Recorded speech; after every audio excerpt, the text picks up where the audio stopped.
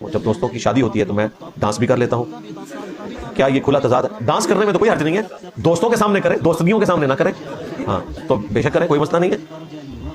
ہم نے تو کوئی اس کی مخالفت نہیں کی ہے، گانا بھی گا سکتے ہیں، ہم ضرور گائیں. السلام علیکم ورحمۃ اللہ وبرکاتہ. کیسے ہیں ناظرین؟ امید ہے آپ سب خیریت سے ہوں گے. نحمدہ ونصلی ونسلم علی رسولہ الکریم، اما بعد. محترم دوستو، آپ نے یہ سنا مرزا صاحب جو کہ اسلام کے ٹھیکیدار کہلاتے ہیں اور لوگ کو سننے والے ہیں، جو کہ آج کل آپ کو پتہ ہی ہوگا وہ حراست میں ہے اور نبی کریم صلی اللہ علیہ وسلم کی ذات اقدس سے ٹکرانے کے سبب انہیں وہاں کی حکومت نے جو کچھ کیا وہ آپ جانتے ہیں. تاہم اس مولانا کہلانے والے شخص انجینئر پلمبر صاحب نے جو کچھ کیا، اس ویڈیو کے اندر جو کچھ فتنہ پھیلایا، یہ بہت بڑا نقصان دہ اور امت کو بہت بڑے فساد میں ڈالنے کا سبب بنا. یہ عجیب طریقے سے باتیں کر رہا ہے.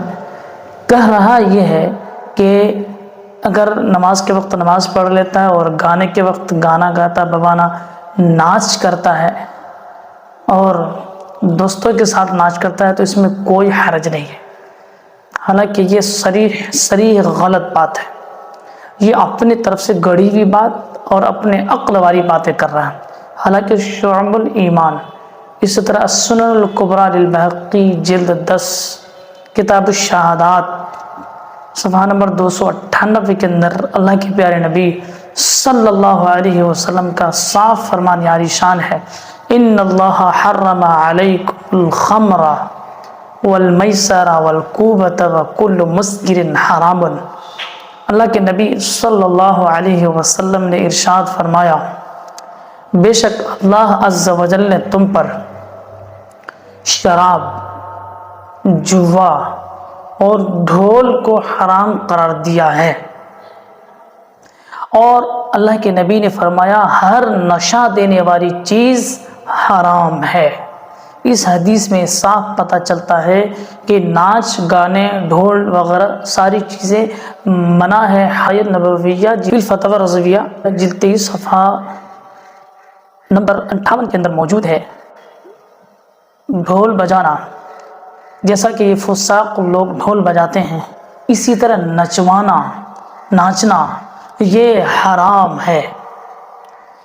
اس بات سے صاف پتہ چل گیا کہ یہ جو مولانا صاحب کہہ رہے ہیں یہ غلط کر رہے ہیں اور ایک طرح سے گویا فتنہ پھیلانے کی کوشش کر رہے ہیں.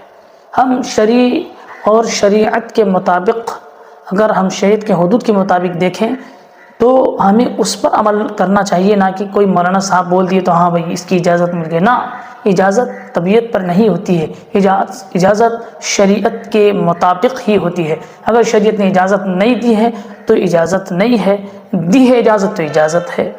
اب اسی طرح آپ دیکھیے کہ کوئی بھی ناچتا ہے تو یوں ہی بس ناچنا شروع نہیں کر دیتا ہے، بلکہ ناچنے کے وقت ضرور کوئی میوزک لگا ہوتا ہے، گانے لگے ہوتے ہیں. اس طرح سے یہ ساری چیزیں ہوتی ہیں، اس کے بعد ہی ناچنا وغیرہ ہوتا ہے. اب ہم دیکھتے ہیں کہ حدیث پاک میں گانے کی مذمت پر، مزامیر کی مذمت پر آخر کیا آیا ہے. آئیے ہم ایک حدیث پاک اور سنتے ہیں. اللہ کے پیارے نبی صلی اللہ علیہ وسلم نے ارشاد فرمایا، صوتان ملعونان فی الدنیا والآخرہ، مسمار عند نعمت ورنت عند مصیبت. اللہ عز و جل کے نزدیک دو آوازیں بہت ہی ناپسند ہے.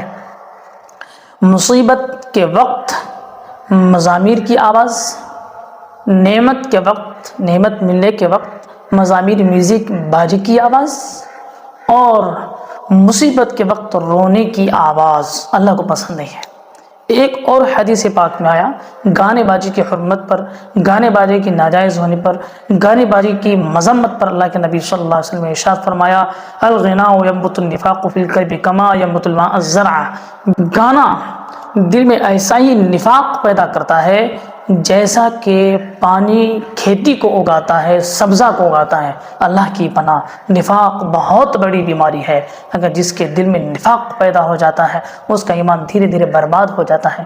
لہذا محترم ناظرین، ایسے لوگوں سے، ایسے اسپیکر سے، ایسے انجینئر اور اس ٹائپ کے کہلا کر کے جو آتے ہیں اور آ کر دین کے ٹھیکیدار بن کر کے اپنا جو ہے رائے پیش کرتے ہیں، اسلام کے اندر نئی نئی باتیں داخل کرتے ہیں، ایسے لوگوں سے بچے، اپنے ایمان کی حفاظت کیجیے۔ اگر آج تک ان کے بیان کو، اگر آج تک ان کے ویڈیوز کو سنتے تھے تو اب سننا بند کیجیے کہ کہیں ایسا نہ ہو کہ آپ کے ایمان کو چھین کر برباد کر دے اور آپ کو یا آپ کے بچوں کو پتہ بھی نہ چلے کہ کب ایمان ختم ہو گیا، اور جب قبر میں جائیں تو پتہ چلا کہ ایمان تو تھا ہی نہیں، تو اس وقت اللہ اور اس کے رسول کو کیا جواب دیجیے گا؟ اس وقت سوچنے کا موقع نہیں ملے گا، بلکہ ڈائریکٹ جہنم میں ڈال دیا جائے گا۔ اللہ کی پناہ ہمارے بچوں کی، ہمارے آنے والے نسلوں کی ایمان کی حفاظت فرمائے۔